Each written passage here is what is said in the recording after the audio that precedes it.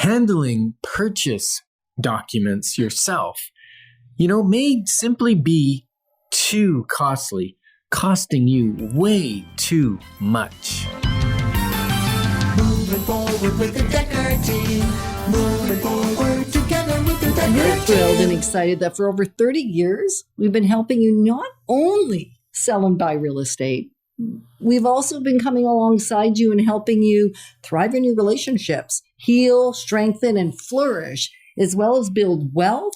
Get to know what's important about the market, insider tips. So really 30 years of helping you build your life, your family, and your business. Yeah, many people think it's too expensive to have a real estate agent actually represent their interests. And they think that they're going to save money going directly to the listing agent or the person that's selling the property by themselves. Yeah, what you're going to learn in this episode is why the reverse is generally true. It's usually like backing up the money truck and dumping it for someone else. You don't get it. Someone else gets it. And it's wild because you think you're doing yourself some savings when you don't hire a realtor to help you buy a house. So you mean there's a fight going on? There's a fight going on. And the fight is about who is going to save the so-called commission. Who's going to keep it? The fight's between the seller and the buyer. Really? So what you're saying is that when someone puts their property for sale by themselves, right? Typically they're trying to save the fee. They think that they'll save a couple percent by doing it themselves. Yep. That may or may not actually take place. Probably. It may cost them more. Yeah, because they may not sell for as much. Right. That's the first challenge with that conversation because it's not exposed to as many people. So that's a seller problem. And we'll have that conversation and have had that conversation on another episode. Right. And for the buyer, Mm-hmm. why would a buyer go out and find a house that has like a, one of those home hardware for sale by owner signs Or even a branded for sale by owner site? Yeah. Yeah. Well, they're usually, at least when I ask my clients or ask those that eventually became my clients or hear a horror story from somebody who's never my client about how things went south, well, I'm kind of curious, what would cause you to choose to do it on your own rather than get representation? What would cause you to choose to self-represent? And the answer is 90% of the time, well, I'm going to save some money. I don't have to pay as much. I won't pay as much for the house because there's no agent getting paid. Right. But the seller can't save the same money that the buyer is trying to save. That's why there's a when fight. The fight breaks out. Exactly. Yeah. So that's interesting. And you know what I think another reason is? Many people have come in for one of our free consultations and they think that we charge them money to find a house and negotiate for them. But the truth is 99.5% of the time, the seller's paying our fee and we get to represent the buyer and get the best conditions and everything for them. Exactly. And so the other thing sometimes people will do is think that, hey, if I go, and Ken mentioned it a minute ago, I'm going to go directly to the listing agent. So I'm not going to do it myself. I'm going to do it with the help of the listing agent because the listing agent, let's face it, knows the property better, possibly, than the agent that would be working with the buyer. So there's some legitimacy to that for sure. And there's no problem if they're doing it for that reason. Right. And usually the thinking is, I'm going to save some money because I know the agent is getting paid from the seller and in essence also from me, even though the seller's paying it, generally speaking. And so I'm going to pay less for the house if I go to the listing agent. Well, generally not true. You've muddied the waters with multiple representation. Multiple representation can work if you already have a great relationship with a realtor and the property that you decide you fall in love with is also listed with that same brokerage. It can actually be a beautiful marriage. There's no fight there. It can be a beautiful thing. If you're just calling listing agent after listing agent after listing agent, hoping you're going to save money, most of the time it's not going to work that way.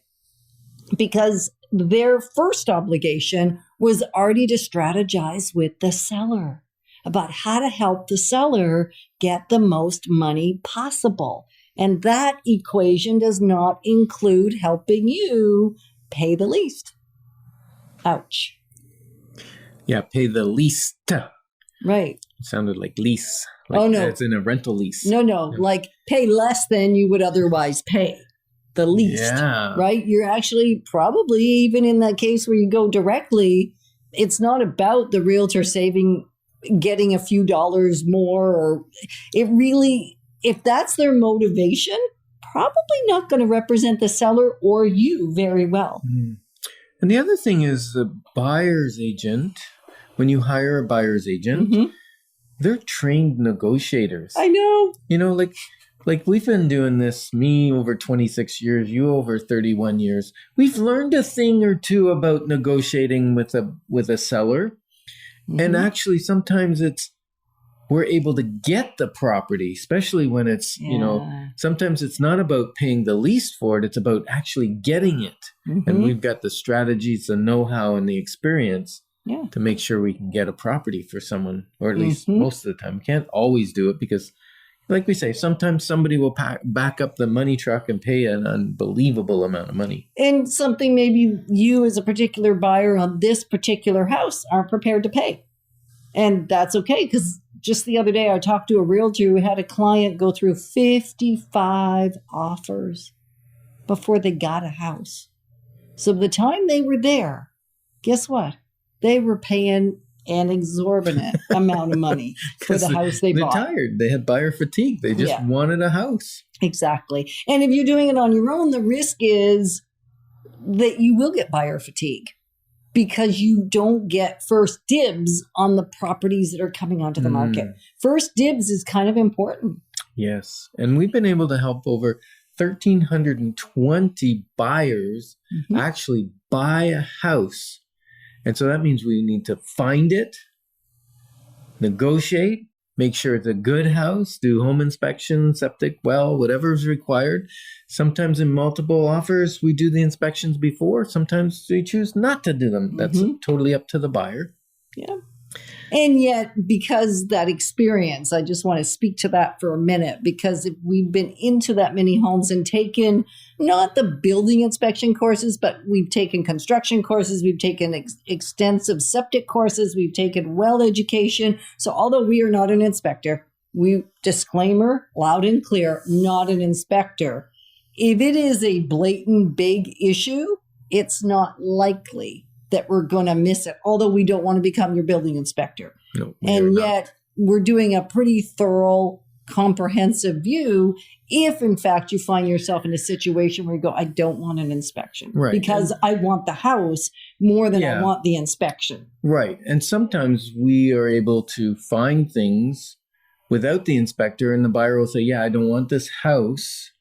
And so they save the money of spending $500-$600 on an inspection, because we've already pointed out a couple things that were obvious, cracks in foundations or structural issues or something that we see that go, ooh, or moisture penetration, stains in the ceiling or whatever, or the shingles are pretty much toast.